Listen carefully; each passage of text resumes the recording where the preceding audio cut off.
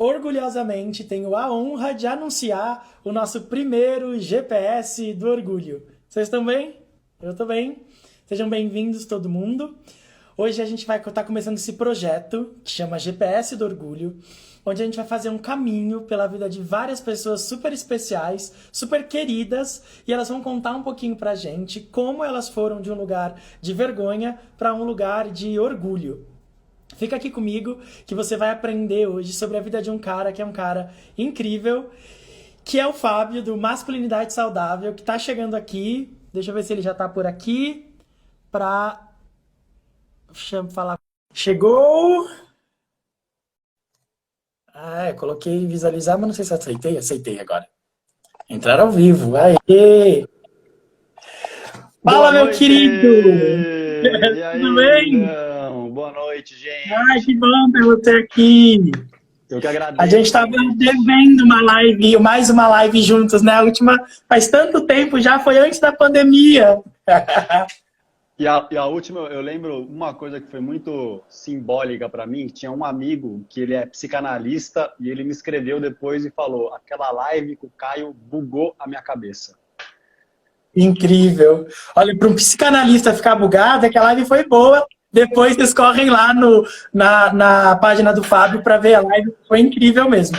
Tudo bem, meu querido? Tudo bem, e você, Caio? Como é que você tá? Bem também. Bom, eu vou começar explicando um pouquinho para todo mundo o que é o projeto e contando um pouquinho de por que que eu te chamei como meu primeiro convidado.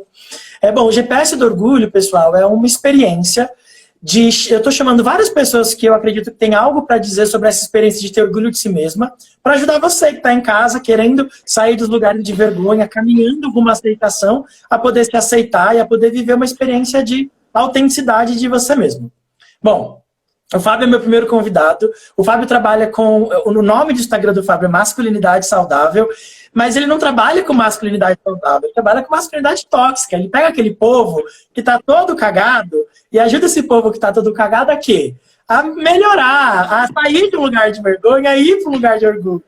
Né? Então, se você tem aí aquele namorado, aquele marido que está precisando de um conserto, é pro Fábio que você tem que mandar. E antes da gente começar todas as nossas perguntas aqui, eu queria contar uma coisa, eu nunca falei isso pro Fábio, mas vou falar aqui ao vivo. Eu acompanho o trabalho do Fábio há muitos anos já. Quando o Fábio acho que nem tinha Instagram, eu lembro de receber um e-book do Fábio falando da masculinidade. E uma coisa que é muito interessante é que uma das coisas que eu mais admiro no Fábio, em você, Fábio, é que, cara, você nunca teve medo de dizer não sei uma coisa. Cara, alguém te pergunta uma coisa e fala, puta, não sei, cara, olha, esse fulano aqui sabe, essa pessoa aqui sabe. E de tanto falar que não sabia, o Fábio aprendeu tanta coisa que hoje ele sabe um monte e pode estar aí dando aula, ajudando um monte de pessoas. Então, acho que é uma característica muito linda, assim, reconhecer os teus lugares de não saber e, a partir deles, construir um lugar de saber incrível, né? Obrigado! Que bonito ouvir isso de você, Caio. Obrigado. Valeu, mano. Maravilhoso. Muito bom. Bom, hoje quem está para fazer as perguntas sou eu, hoje você é o entrevistado. Tô Vamos ver como vai nervoso. ser isso. Aqui no GPS, pessoal, a ideia é...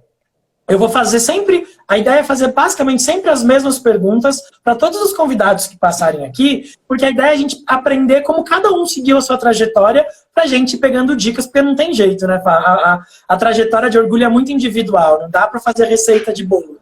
Então a ideia é ir ouvindo como cada um avançou nesse caminho e ver se a gente consegue contribuir para que outras pessoas cheguem num lugar de orgulho e possam aí ajudar a gente a curar uns aos outros, porque eu acho que esse é o trabalho que você faz, um trabalho de cura, que só pôde acontecer, estou já dando spoiler, né, mas porque você fez esse trabalho com você, né, você está vendendo um remédio que você tomou primeiro. Então, acho que é disso que a gente vai falar um pouquinho aqui hoje, certo? Maravilhoso. Partiu, mano. Tô ansioso. Vamos lá. Bom, então a primeira pergunta do nosso GPS do Orgulho é: quando foi a primeira vez que você sentiu vergonha de você mesmo? E eu começo já com essa pergunta, é uma pergunta meio chata, né? Falar aqui no online para todo mundo ouvir, mas eu sei que você não tem problema com a sua vulnerabilidade, muito pelo contrário. E mais do que isso, acho que é uma pergunta para você que tá em casa aí poder se identificar, saber que, cara, às vezes a gente sai de um lugar muito cagado para chegar num lugar de orgulho, né? Então eu queria saber, quando foi a primeira vez, Fá, que você se pegou com vergonha de você mesmo? Você falou, puta, não tô num lugar legal. Eu acho que tem tantos momentos assim. Eu vou falar um momento, eu não sei se foi o primeiro momento, assim, mas foi o primeiro que eu tive muita consciência de sentir muita vergonha de mim. E é bem simbólico estar aqui com você também, que faz um trabalho com homens. Eu não sei se você faz só com os homens gays, mas eu sei que você tem um foco de trabalhar com o público homoafetivo. E teve um dia que eu senti muita vergonha de mim e, ao mesmo tempo, foi muito libertador para mim, que foi quando eu abri nas redes sociais uma experiência que eu tive há mais ou menos 20 anos, e eu abri isso em rede social há mais ou menos 4 anos, foi 2017, que foi quando eu tive atração por homem uma vez e me masturbei. Né? Isso aconteceu no começo dos anos 2000. Deixa eu só fazer um parênteses aqui, pessoal. O Fábio é um homem hétero, né? Não foi a primeira vez que ele descobri que eu sou gay. Não, ele tá falando de uma experiência de um homem hétero sentindo atração e batendo uma punheta pensando em outro homem. Então, pensa em toda a carga de machismo, de tudo que carrega ser um homem hétero e um homem hétero se pegar tendo um desejo, uma atração por outro homem, né? Exatamente. Provavelmente eu já sentia esse medo, né? Esse medo de ser gay ou medo de ser bissexual, e talvez tivesse também um pouco de vergonha de tocar nesse assunto, mas eu era tão reprimido emocionalmente que eu não tinha muita consciência, na verdade, de nenhum sentimento meu que não fosse a raiva, né? Por isso que eu falo de uma experiência há somente 4 anos, mas eu tenho certeza que já eram coisas que existiam dentro de mim, e isso me deu, no dia que eu postei, eu fiquei com muita vergonha, eu fiquei com vergonha e medo, assim, né? Vergonha de por estar me expondo e falando de uma coisa super íntima da minha vida, e medo, obviamente, medo do julgamento dos meus amigos, porque quando eu abri isso em mídia social, eu abri também no Instagram, mas meu Instagram era bem pequeno em 2017, e eu trabalhava mais no Facebook. O Facebook tá lá, família, pai, mãe, tio, tia, avô, avó, os amigos da faculdade, e eu senti muita vergonha de abrir isso, porque eu me sentia um ET, eu achava que eu era errado, né? Como eu, enfim, né, já morei com homens gays, eu trabalho hoje com um cara que é gay, a gente dá curso juntos, e então eu converso muito com eles. Eu sei também que para os homens gays também, às vezes, tem essa carga, até sair do armário e se resolver também tem esses pesos, mas na minha história como homem hétero, esse foi um momento, um deles, assim, não foi o único, mas esse foi muito libertador ao mesmo tempo, depois que eu postei. Mas eu lembro, quando eu escrevi o texto, na hora que eu apertei o send lá no Facebook, Caio, eu tremia literalmente igual um bambu, assim, cara, tipo de nervoso, de vergonha, de medo. E ali eu sinto que começou um processo mais forte de eu começar a transformar tudo isso e começar um processo que segue acontecendo no Gerúndio de eu me empoderar de tudo isso, de toda a minha própria história. Tá, mas eu quero... você tá dando spoiler, como eu disse. Porque você tá contando já de momento, Fábio, que você já estava... deixa eu colocar um panorama aqui. Se a gente pensar num caminho do ponto de vista do orgulho, a gente pode viver... Existem subcategorias, mas 3 momentos. O momento da vergonha, onde a gente está muito escondendo quem a gente é. O momento que a gente está rumando a aceitação, quando a gente está... Não, peraí, eu preciso mudar, eu preciso... E quando a gente tá no orgulho mesmo. E essa situação que você contou, apesar dela ter te deixado com vergonha, você já tava no processo rumando a aceitação, né? Quer dizer, você já tava, cara, eu preciso mudar, eu preciso me expor, eu preciso parar de fingir que eu não sou o que eu não sou. E antes disso, assim, eu tô te fazendo essa pergunta porque para você, um homem hétero, aparecer lá na rede social e falar para todo mundo, já tive tesão no homem, você já tinha trabalhado muitas coisas, você já estava num caminho ali de mudança, né? Eu estou pensando um pouquinho antes lá, porque eu estou pensando antes desse lugar onde você já estava cuidando dessas coisas, você se pegava num... Eu estou pensando, por exemplo, puta, tô aqui com essa mina, e aí fiz tal coisa, e puta, tô com vergonha de mim, porque tô falando de uma vergonha mais de quem a gente é, assim, você sentiu vergonha de que você olhou para você e não gostou do que você viu? Me lembrei, Caio, de um momento que aí realmente é muito mais antigo e remete à minha adolescência, que talvez tenha sido o meu período de maior baixa autoestima, né? E aí eu constantemente eu me sentia realmente assim dentro do meu círculo social, na minha adolescência ali, colegial e parte final do primário, né, sexta série, sétima série, o colegial, que eu me sentia pior que todas as pessoas que faziam parte do meu mundo, né? E eu tenho uma memória, porque eu fui um homem, eu não sei se tudo o que eu ouvi era verdade, mas eu demorei mais para beijar na boca, demorei mais para ter minha primeira relação sexual, e isso me fazia sentir muita vergonha de mim mesmo, porque eu ficava me comparando com os demais amigos e me É sentia como se sempre você não fosse o pior, suficiente, assim, né? como eu não É fosse como se a sua masculinidade suficiente. estivesse sempre precisando ser provada. Exatamente. Eu lembro de um ponto específico, que era um dia que eu estava num carro, era tipo uma van, que a gente estava indo para uma balada no litoral norte de São Paulo. E, cara, eu sofria muito bullying, assim, porque eu era muito tímido, eu era muito inseguro socialmente. E as pessoas começaram a me zoar, elas começaram a me zoar, querendo que eu beijasse uma menina. Só que eu era extremamente travado, assim, cara. E aquele momento, agora que você está falando, que eu lembrei desse momento da minha vida, que assim, se tivesse um buraco no chão que eu pudesse entrar e ficar ali, desaparecer, era isso que eu queria naquele momento. E aí eu lembro que eu ficava com um sorrisinho no rosto, meio que Uhum. querendo transparecer, que eu não estava nem aí, mas que por dentro estava assim, tipo assim, um congelamento e um tremor completo de medo e de vergonha também de mim mesmo, assim.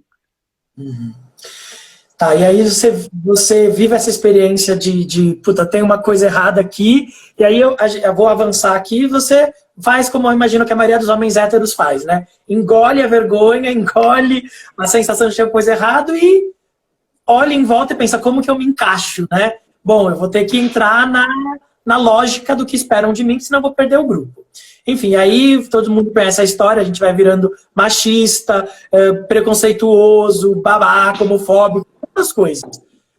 Vamos para a segunda pergunta. Em que momento, Fá, da sua vida, você percebeu que não queria mais estar nesse lugar? Você falou, cara, porque hoje você trabalha dizendo, olha, existe uma masculinidade que é saudável, mas o que tem por aí é tóxico. Tá foda, não tá legal.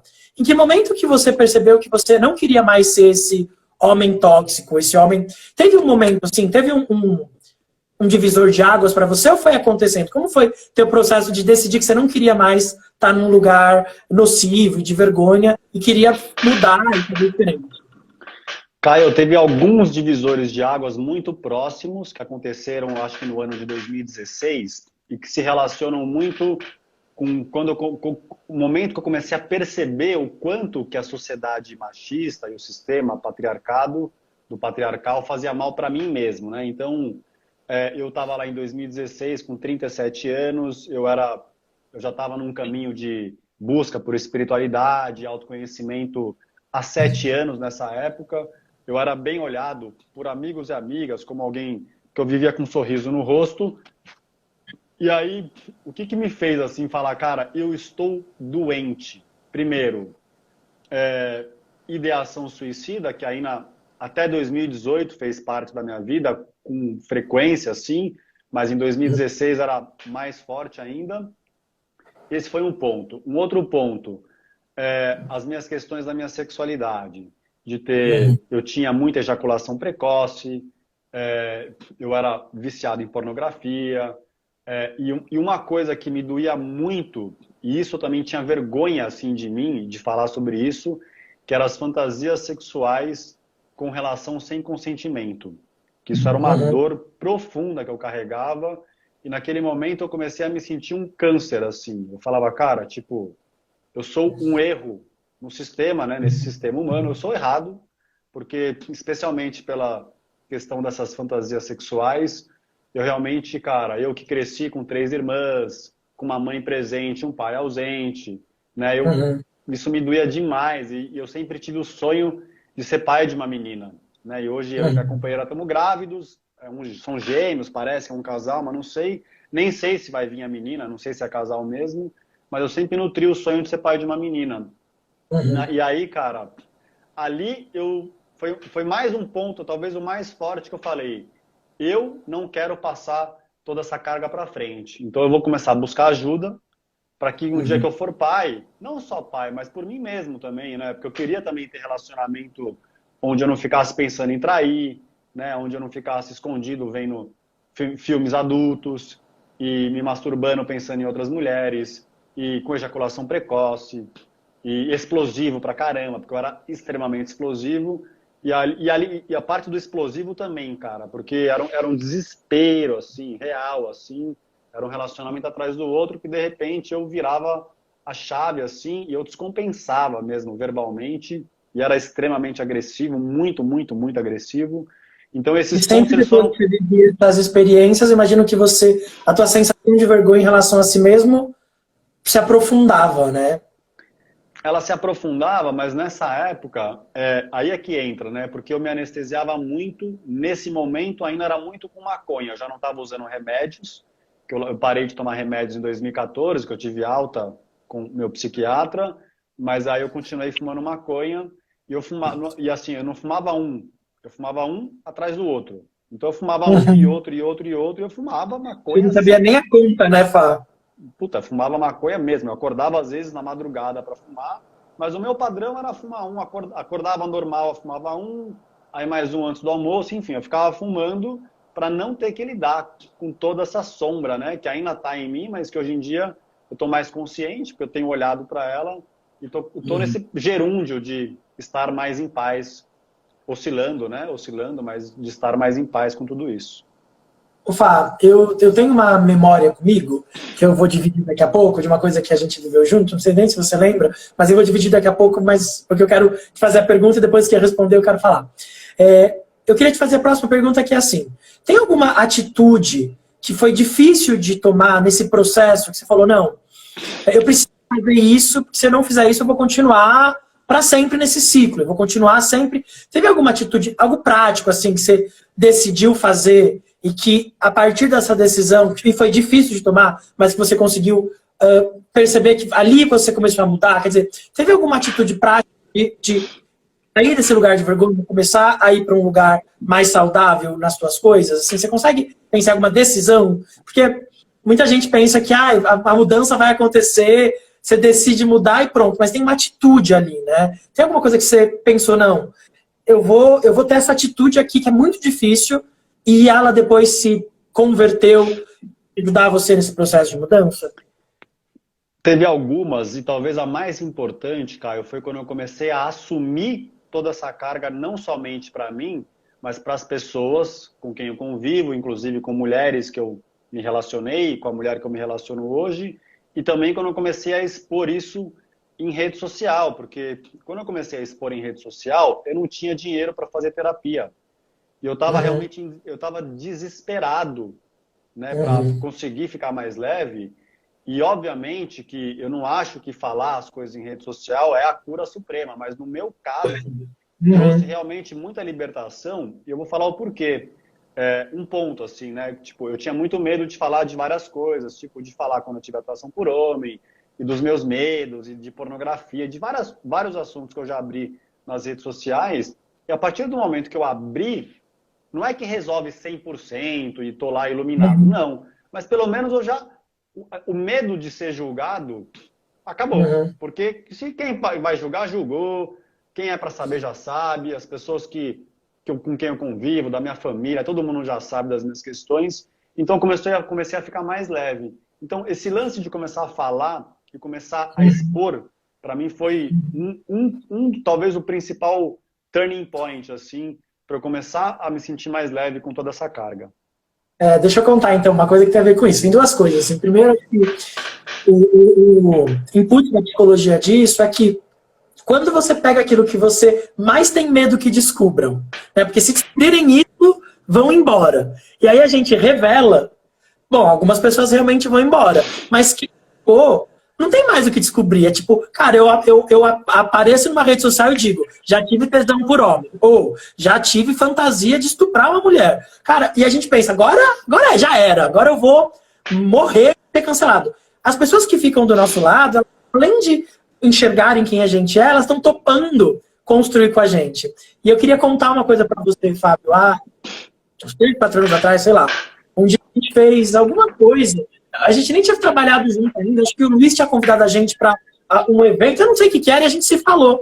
E aí você conheceu meu trabalho e você me ligou, mandou mensagem e você falou dessa sua fantasia. Você falou, Caio, eu tô aqui olhando para mim, mergulhando nas minhas coisas, e tem uma coisa que me dá muita vergonha, eu já tive essa fantasia de forçar uma mulher e tal. Eu lembro, Fábio, que naquele momento eu pensei, cara, puta que pariu, que cara corajoso, né? Só alguém que quer muito mudar, que tá muito querendo ajuda, que tá muito querendo se transformar, topa dizer uma coisa como essa para alguém pedindo ajuda. E eu lembro que, eu não lembro exatamente o que eu disse na época, mas eu disse algo nesse sentido. Cara, o simples fato de você estar aqui confessando isso, contando isso, demonstra que você está muito longe de executar isso, né? Porque do ponto de vista da inconsciência, quando eu tenho um desejo como esse, e ele eu levo para o inconsciente, aquilo fica fermentando ali, como uma água parada, criando mofo, e uma hora aquilo explode, como um fermento mesmo. Quando eu pego essa coisa que é horrível, que é feia, que é vergonhosa, e eu trago para a luz, cara, pelo menos eu paro de fermentar aquilo. Aquilo para de ganhar força. E aí, é isso, eu vou filtrar, eu vou trabalhar, e aí tem todos esses anos de processo que você fez, às claras, né? Acho que para todo mundo ver, mas é muito bonito, assim, Fábio, porque eu acompanhei um pouquinho desse processo e eu lembro disso. Você não tinha muitos recursos, mas você tinha um desejo genuíno de mudança, né? E acho que esse desejo genuíno se transformou em tudo que você está fazendo hoje e todos os aspectos que, enfim, tá na luz para a gente ver, né? Então é muito bonito. Obrigado. Bom, vamos lá. Se você pudesse, Fábio, resumir em alguns passos o caminho que você trilhou para sair desse lugar de vergonha, quais passos foram esses? Então, eu sei que, né, é uma trajetória, é uma vida, né? Mas do momento em que você falou, não quero mais ser esse cara escroto, não quero mais ser explosivo, não quero mais ficar viciado em pornografia, não quero mais. Quando você decidiu isso, que coisas você acha que você foi fazendo, além de se expor, né? Você conseguiria desenhar, sei lá, 5 passos que você deu, ou escolhas, porque a ideia com essa resposta é ajudar também a pessoa que está vendo, pensar que caminho que o Fábio fez, né? Como que você foi construindo esse caminho? Para mim, o primeiro passo, Caio, às vezes me perguntam, né, assim, às vezes mulher me pergunta, o que meu namorado, como que eu ajudo um homem, ou às vezes os caras me perguntam, puta, mas o que eu faço? Eu falo, cara, assim, o primeiro passo para mim é reconhecer que tem problema. Que eu falo que é sair do estado da negação, de parar de fingir que tá tudo bem, que não tem problema, porque sou homem, que não sei o quê. Esse é o primeiro passo que para mim é muito importante. Esse passo, graças a Deus, eu dei ele cedo, assim. Sei lá se foi cedo, mas foi na altura... Cara, eu com 20 anos já fazia psicólogo, depois eu parei, porque eu não tinha grana, mas eu cedo comecei a ir atrás de ajuda.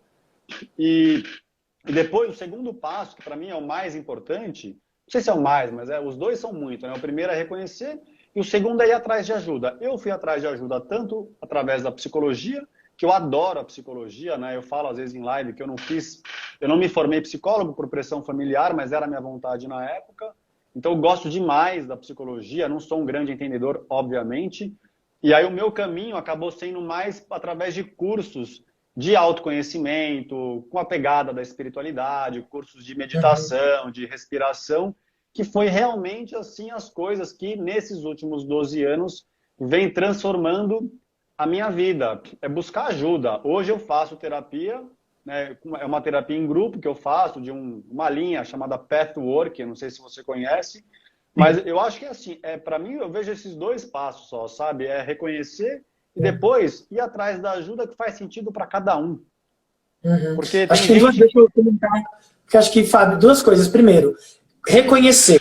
Você acho que não podia ser mais cirúrgico, né? E não é só reconhecer para si, não é só reconhecer para o outro, né? Não é pedir desculpa para a namorada, ou para o namorado, ou para a mãe, para o pai, porque foi pego, né? É um reconhecimento real de que você precisa de mudança. Mas eu parei você porque falou uma coisa que eu acho que é muito importante.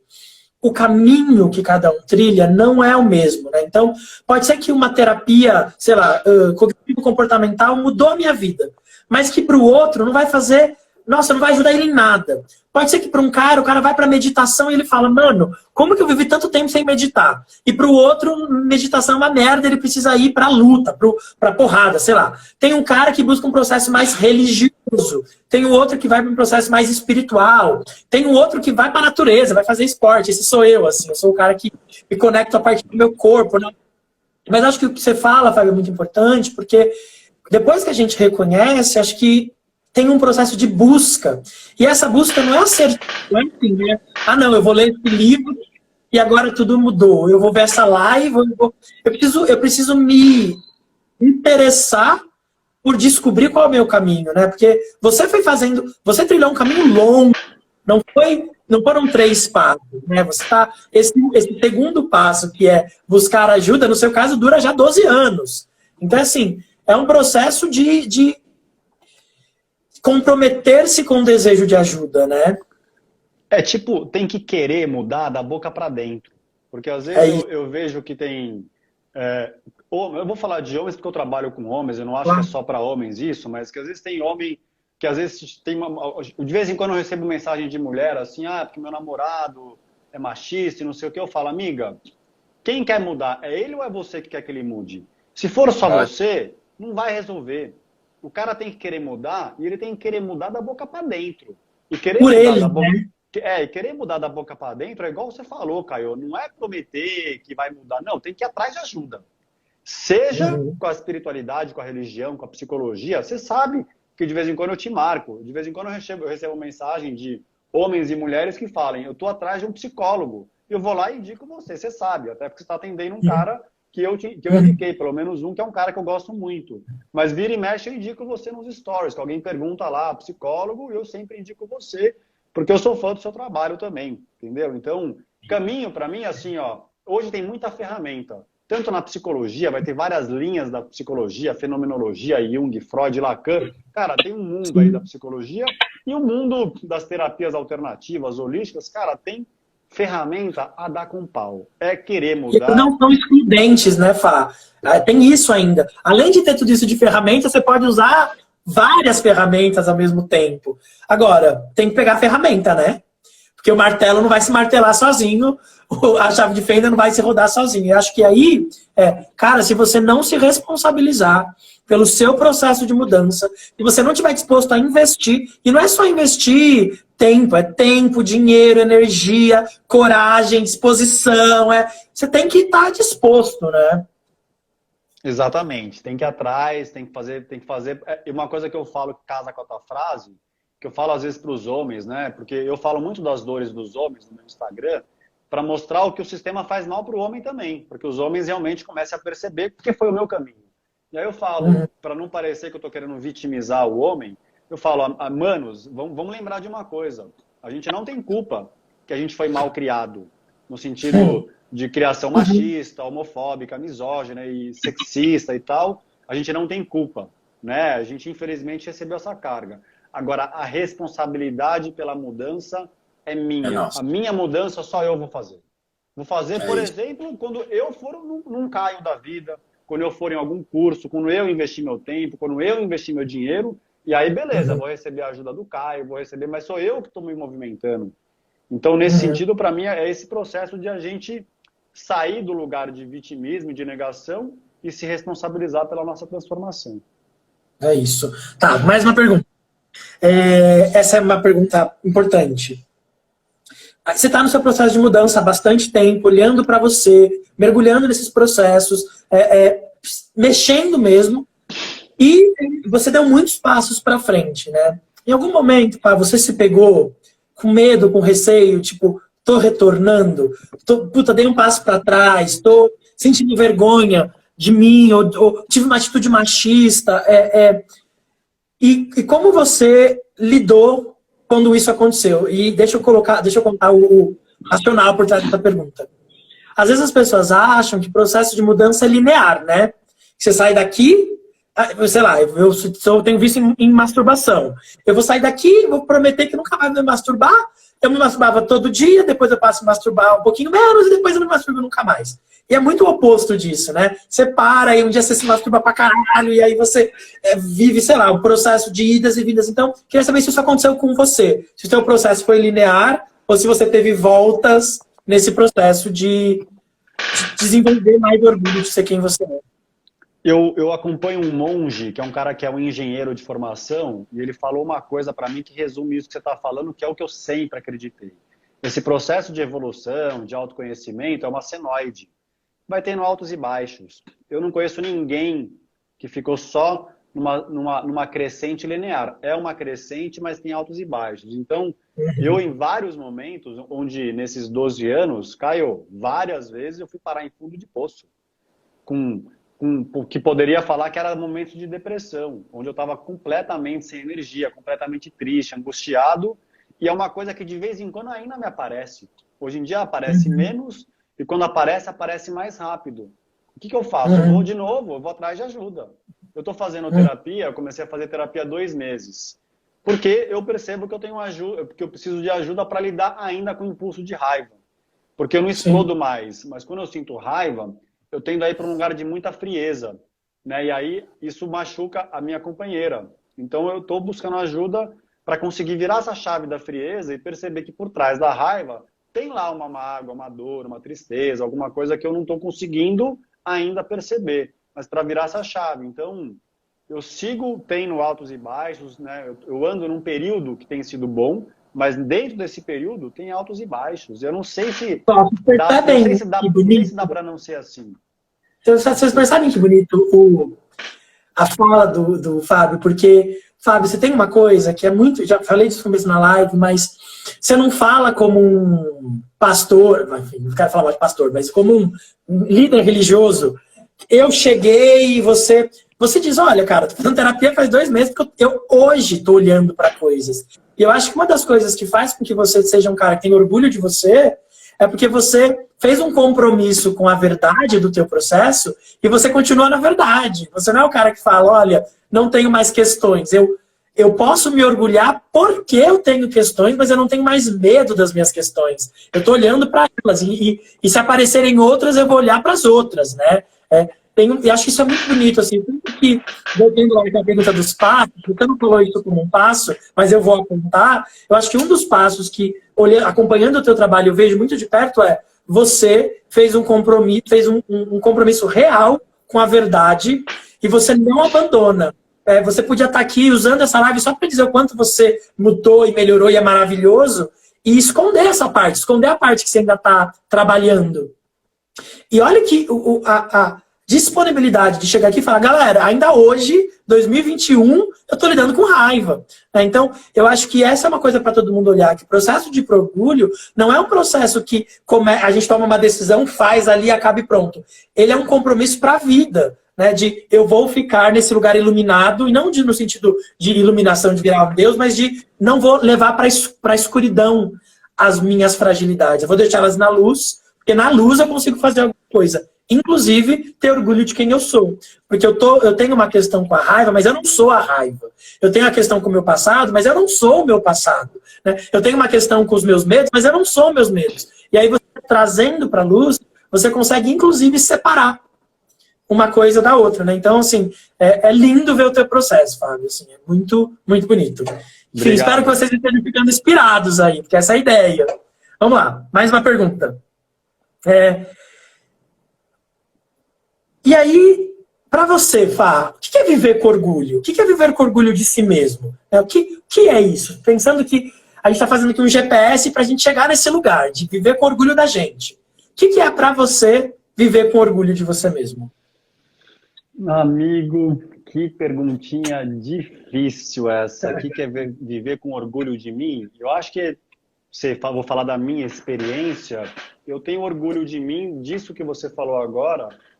Foi um compromisso que, agora que você falou, eu lembrei que aconteceu em 2017, que eu estava num relacionamento e foi quando eu comecei a me abrir, assim, né? Foi logo no período de transição, de começar a tirar minhas máscaras e abrir as minhas distorções e vulnerabilidades. Eu estava com uma namorada e eu virei para ela, cara, tipo, no auge da paixão, eu virei pra ela, tipo, puto nas calças comigo, tava puto. E eu virei pra ela e falei uma frase que simbolizava a minha regressa à vida inteira. Eu falei, a minha vida é uma mentira. Ela me olhou com um olhão assim, ela falou, não, mas por quê? Eu falei, porque eu tô mentindo o tempo inteiro pra fingir que eu sou um cara espiritualizado, um cara legal, um cara que não sei o quê, que não sei o quê. Tudo mentira. Por dentro de mim tá tudo o contrário acontecendo. Eu fico usando... Então, para mim, uma coisa que me faz ter orgulho de mim é isso que você falou, assim, de eu conseguir, e às vezes me dá medo de falar essas coisas até hoje, né? Às vezes eu faço palestra em empresa, faço os cursos, e me dá medo de falar dessas coisas até hoje, só que eu tô aprendendo e hoje lido melhor com esse medo. Então, às vezes me vem o medo, mas o medo não me bloqueia. Eu consigo ir com medo, né? É um aprendizado, nem sempre eu consigo ir com medo na hora, assim, não é que não tá fácil para mim, ainda é desafiador, mas eu tenho orgulho do caminho que eu tô trilhando, cara, assim, real, assim, sabe? De buscar ser sempre o mais transparente que eu percebo agora, sem ficar escondendo as minhas questões. Isso é uma coisa que me faz me sentir bem comigo, porque eu durmo com a consciência leve, sabe? Com a minha companheira, quando eu tenho questões, eu falo com ela. Então eu não fico mais mentindo, eu não me sinto mais uma mentira como eu me sentia antigamente. Você trouxe uma fala. Eu gosto muito do Foucault. Foucault é um contemporâneo, filósofo, psicólogo, e ele dizia assim, que a gente deveria construir uma vida que fosse para nós, funcionasse para nós mesmos como uma obra de arte. Então ele diz assim, você tem que construir a sua vida de um jeito que quando você olhar para você mesmo, você possa ter aquela experiência estética de um quadro lindo, que você olha para o quadro e faz, uau, isso é bonito, isso aí, isso vale a pena ser admirado. E eu acho que você não falou desse jeito, mas eu acho que de alguma forma você contou um pouco, com uma palavra, de um jeito mais simples, a ideia do Foucault de estética, de obra de arte de si mesmo, que é, cara, eu quero dormir, eu quero deitar à noite e saber que fui verdadeiro. Eu não fui o cara mais santo, ou mais perfeito, ou mais sem falhas, mas eu fiz o melhor de mim, eu fui o mais transparente possível. Eu acho que, de alguma forma, o que eu escuto da tua resposta é que para você viver com orgulho é poder olhar para você mesmo e pensar, eu fui o mais transparente que eu podia ser. Né? Então, acho que é uma ótima meta de orgulho. Assim, acho que quando a gente anda mais na verdade, a gente perde aquele medo de e se descobrirem, e se souberem. Né? E aí, viver sem medo é um fardo que se tira das nossas costas, né, Fábio? Com certeza. Muita leveza, né? Muito bom, vamos lá. Mais uma pergunta. O que mudou na sua vida quando você fez essa decisão? Quando você falou, cara, agora eu vou ser verdadeiro, eu vou falar o que tiver que falar, eu vou falar com medo mesmo, eu vou me expor, O que mudou? Você sente que mudou alguma coisa? Revolução, assim, né? Desde...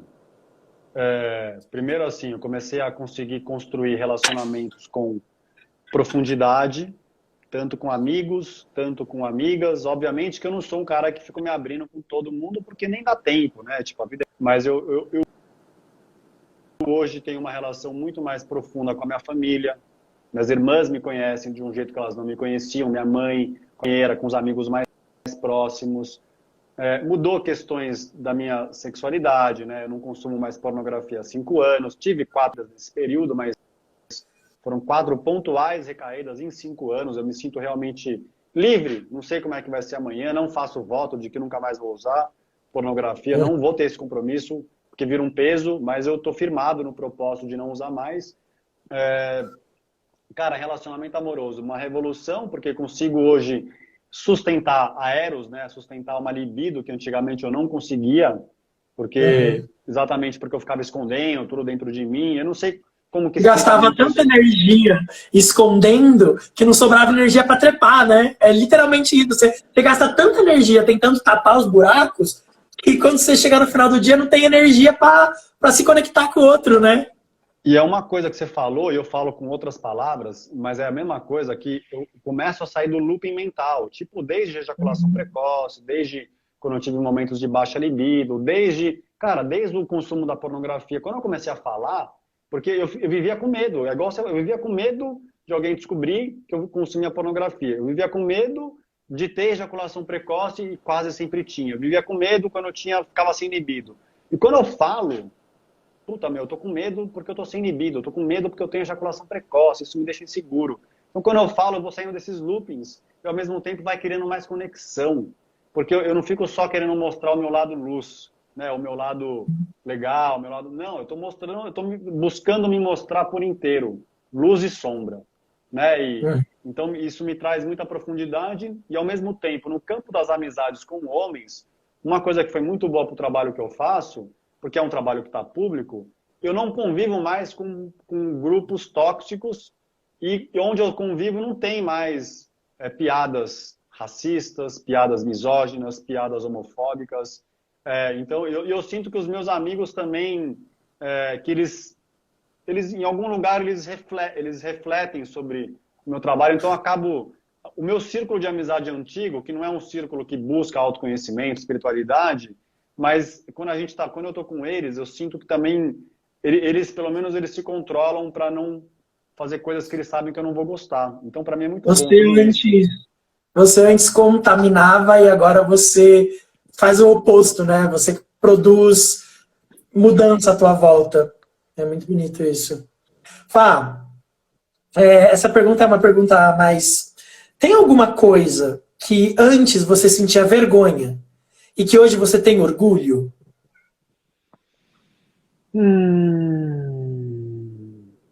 Algum comportamento que você escondia?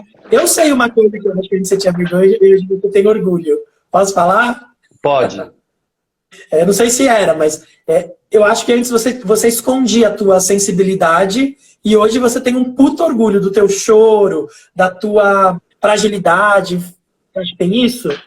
Com certeza absoluta. Esse ponto, com certeza. Era o peso da homofobia isso, né? Embora eu falo isso não só porque eu estou com você, mas eu falo isso nas lives que eu estou sozinho, com homens e mulheres assistindo. Eu não tenho um histórico na minha vida de ter sido homofóbico no sentido de querer xingar o amigo gay ou querer fazer nada que subjugasse amigos gays. A minha história era muito mais com a misoginia, muito mais com mulheres. Mas eu tinha a homofobia no sentido de sentir medo de eu ser gay.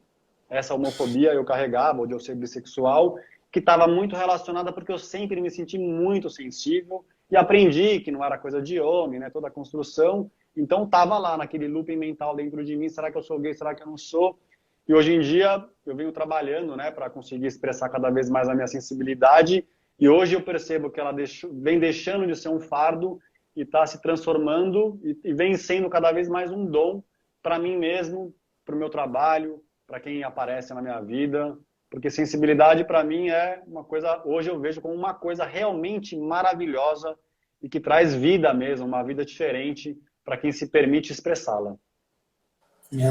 As pessoas acham que acessar a nossa sensibilidade vai diminuir a nossa força.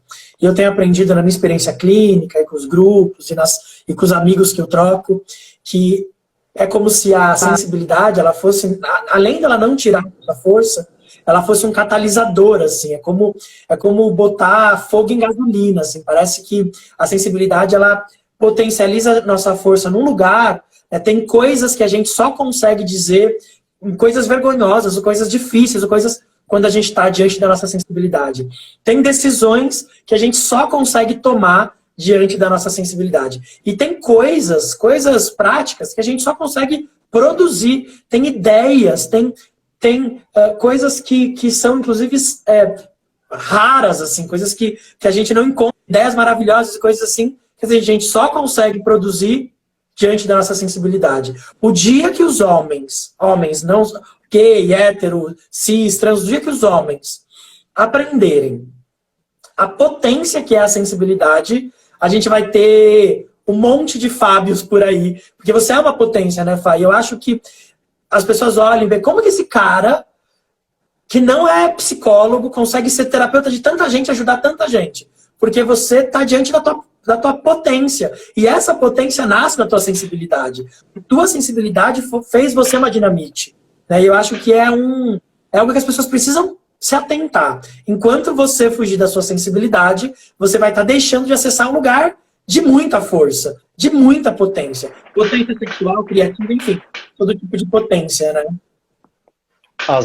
As decisões mais importantes que eu tomei na minha vida nesses últimos bons anos foram realmente quando eu percebi, eu não sei muito, depois você fala, eu queria te ouvir também, se a psicologia fala sobre intuição, mas na minha percepção eu vejo que a intuição está muito ligado com a sensibilidade. A gente sentia e conseguia identificar a intuição, saindo um pouco dos medos, etc.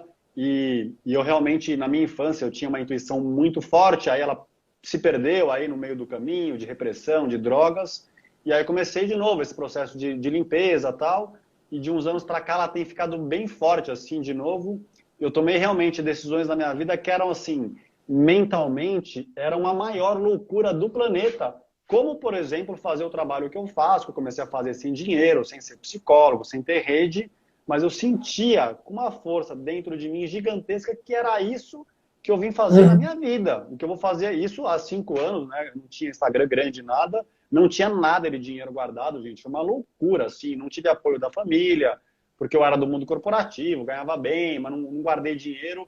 Então não tive apoio, porque todo mundo achou que eu ia me ferrar. Mas isso eu acho que foi a minha sensibilidade. Eu senti de um lugar, eu tinha medo junto, mas eu sentia com tanta clareza, não, é isso. Vai, porque o campo vai abrir, com o tempo você vai conseguir. E aí fui me jogando e aqui estamos, né? Seguimos com o trabalho. Você falou, né? Como que a psicologia vê isso? E é tão bonito de ver, porque você vai falando de muitos conceitos vividos, né, Fá? E eu vou trazer um pouquinho o olhar da psicologia, que é... A gente tem uma experiência de verdadeiro e falso self. Então, o que é o verdadeiro self? É aquela experiência primária, onde você confia, onde você acredita, onde o mundo é bom, verdadeiro, onde você consegue se relacionar sem vergonha de quem você é.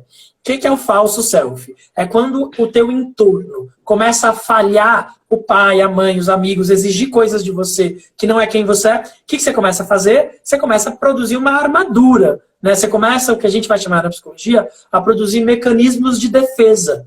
Então, eu quero chorar, mas ao invés de chorar, eu vou rir aqui e fingir que tá tudo bem. Eu quero pedir desculpa, mas se eu pedir desculpa, vão achar que eu sou frouxo. Então eu vou fechar o punho para brigar com o cara.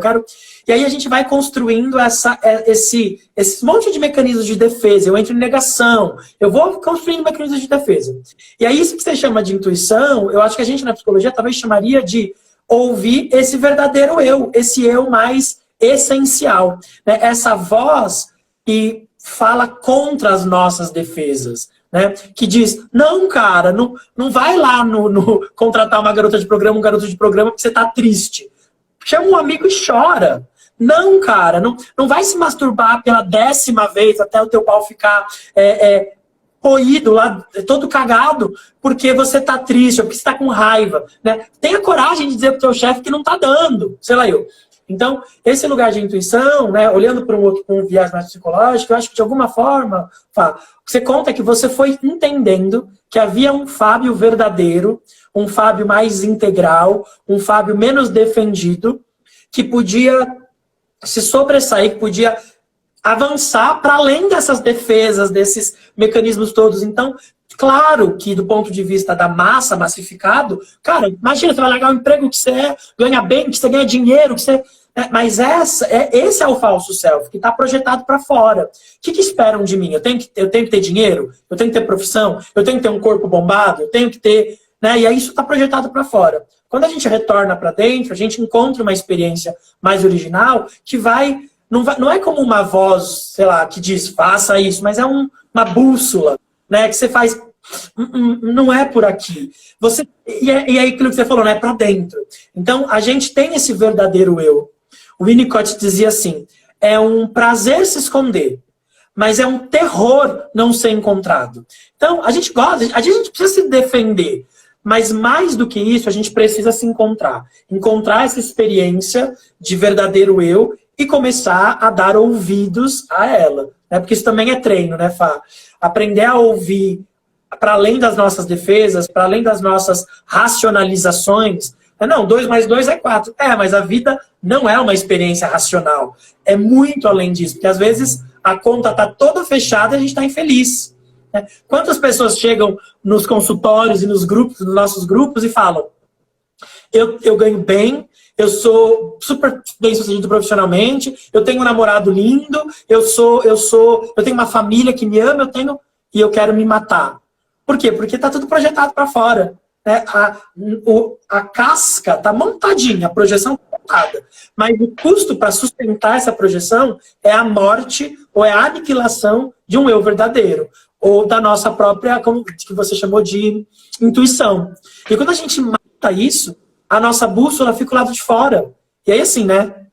Cara, é impossível agradar todas as expectativas do que se espera de nós do lado de fora. Ou a gente retorna para a nossa experiência de verdadeiro eu, para construir uma autenticidade que nos potencialize, ou no final das contas a gente vai morrer, a gente vai continuar sendo a sociedade mais medicada da história, porque a gente está aí, todo mundo tomando remédio para depressão, para ansiedade, para... E não é falar mal de remédio, mas é dizer que não é possível que tanta gente está precisando ser medicada. A gente está produzindo doença mental. E o jeito de não produzir é voltar-se para dentro, ao invés de se voltar para fora, né? Maravilhoso. Coisa linda. Vamos lá, para fechar, Fá, a gente tem aqui as pessoas assistindo, acompanharam a gente nesse processo. Que dica que você daria para quem está nesse processo? Ou que está na vergonha ainda, está escondido, está lá em casa querendo se esconder, ou para aquela pessoa que já está... Não, peraí, eu preciso mudar, já está no que a gente chama de rumando à aceitação, ela já está querendo mudar. Que conselho, que dica você daria para essas pessoas que estão nesse processo de querer mudar? Mano, pra pessoa, né? Vou falar pra pessoa que tá lá ainda, super travada, reprimida e etc., e com vergonha e medos e tal. Eu vou falar uma coisa que pode parecer uma besteira, mas que eu vou falar porque na minha vida foi tão bom quando eu percebi realmente que eu não estava sozinho, que não era só eu, porque quando eu tinha a ideação suicida, isso desde cedo, né, a gente não, isso é um assunto que ainda é um tabu, quase não se fala, eu achava que era só eu.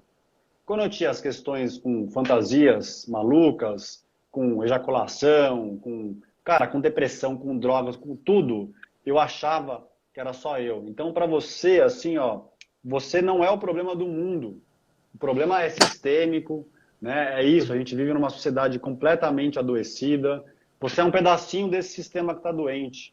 E aí, para essa pessoa e para outra que já está percebendo, gente, assim, eu falei hoje numa live que eu fiz na hora do almoço, eu falei, não adianta ver live, é legal porque traz reflexão no sentido mais, sei lá, mental, consciente, racional, intelectual, cognitivo, é legal, faz bem, lê livro, como você mesmo falou hoje, mas assim, gente, vamos atrás de ajuda, vamos atrás da psicologia, vamos atrás daquilo que você acredita que é para você.